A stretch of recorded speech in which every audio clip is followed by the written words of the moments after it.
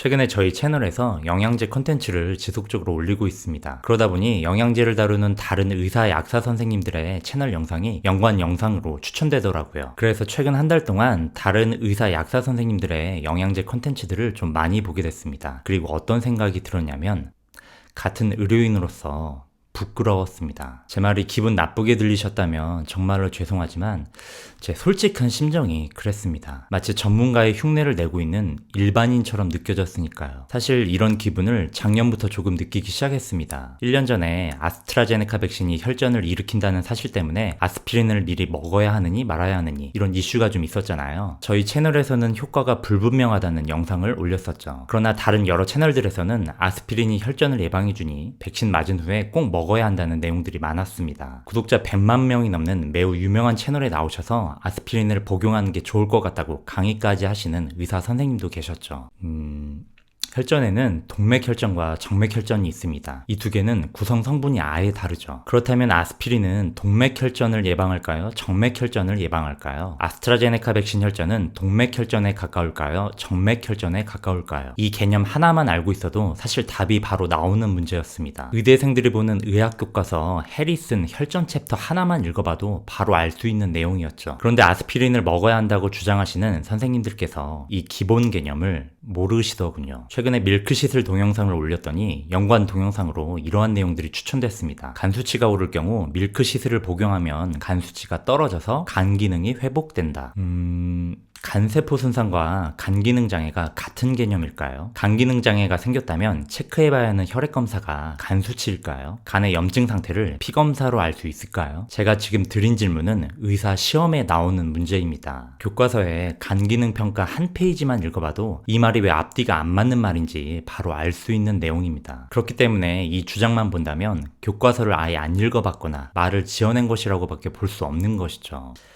자세히 잘 모른다면 내 말이 맞는 것처럼 주장하면 안 되는 거 아닐까요? 의사나 약사가 어떤 의학적인 현상을 해석할 때 머릿속에 상상의 나래를 펼치면서 얘기를 지어나가면 안 되겠죠. 적어도 의사라면, 약사라면 기본적으로 의학 교과서에서 나오는 내용 정도는 알고 나서 다음 논리를 펼쳐나가야 하는 것은 너무도 당연한 일입니다. 제가 선생님들께 교과서는 읽어보셨는지 물어보는 상황 자체가 있어서는 안 되는 일 아닐까요? 이번엔 연구 논문 얘기를 해보겠습니다. 의사, 약사 선생님들께서 진료 현장에서 직접 배우고 익히신 지식들, 노하우들, 그러한 내용들은 매우 존중합니다. 그런데 임상 연구를 진행하고 연구 논문을 쓰고 논문을 해석하는 과정에서 필요한 통계적인 지식들, 이것은 의대, 약대에서 제대로 배우는 영역이 아니죠. 그렇기 때문에 아시다시피 의사마다, 약사마다 통계 지식에 대한 개인차가 매우 심합니다. 거의 통계학 전문가에 달하는 분들도 계시고 아예 문외한인 분들도 계십니다. 물론 일반적인 진료 과정에서 통계 전문가가 될 정도까지의 지식이 필요하진 않죠. 그러나 연구 논문을 유튜브에서 소개하는 저희 같은 의료인, 의학 채널이라면 적어도 통계에 대한 기초 지식 정도는 공부하고 나서 방송을 하는 게 맞는 거 아닐까요? 여러 영상들을 보면 상관관계와 인과관계조차 구분하지 못하는 의사, 약사분들이 너무 많았습니다. 통계의 기초 중에 기초에 해당되는 내용인데 상당수의 선생님들이 이러한 기본 개념조차 없으셨죠. 그래서 논문 내용은 상관관계인데 해석은 인과관계로 하시고 결국 이 약을 반드시 먹어야 한다 또는 이 약은 전혀 효과가 없다고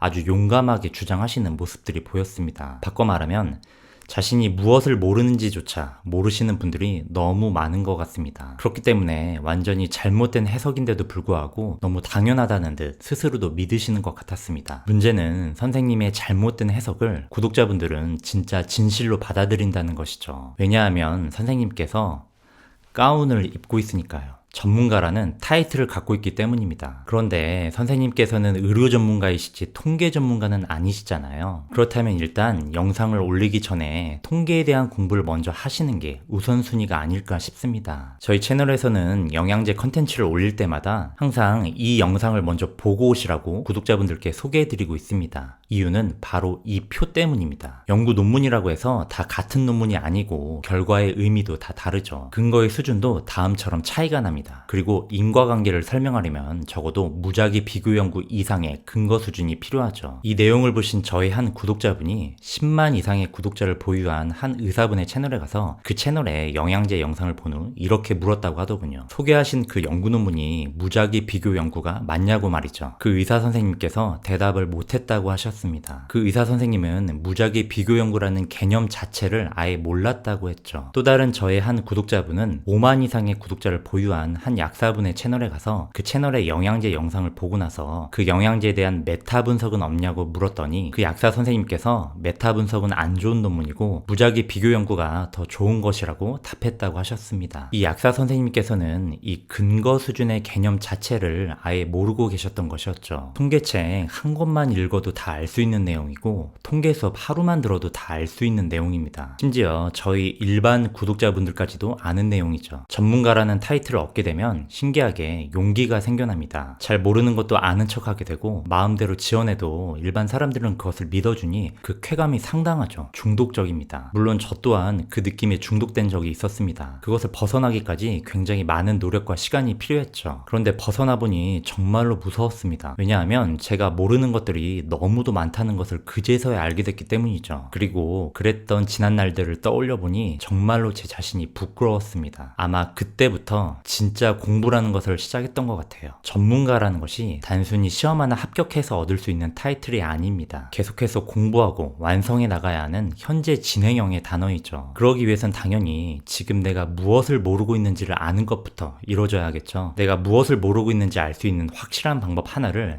선생님들께 제안드려 보겠습니다. 지금 제작 중인 그 유튜브 영상, 업로드하려는 그 영상의 내용을 일반인들이 아닌 의사학회에 가서 의대 교수님들 앞에서 발표하신다면, 약사학회에 가서 약사 교수님들 앞에서 발표하신다면 떳떳할 자신이 있으신가요? 만일 조금의 찝찝함이라도 느껴진다면 지금 그 영상 제작을 멈추시고 일단 그 찝찝함부터 먼저 공부로서 해결하시는 것이 추 선생님의 진정한 발전을 위해 값진 도움이 될 것이라 생각이 듭니다. 자, 다시 한번 여쭤볼게요. 지금 선생님의 유튜브 영상이 국내 최고 권위의 수많은 교수님들께서 앉아 계신 학회에서 곧 발표될 예정입니다.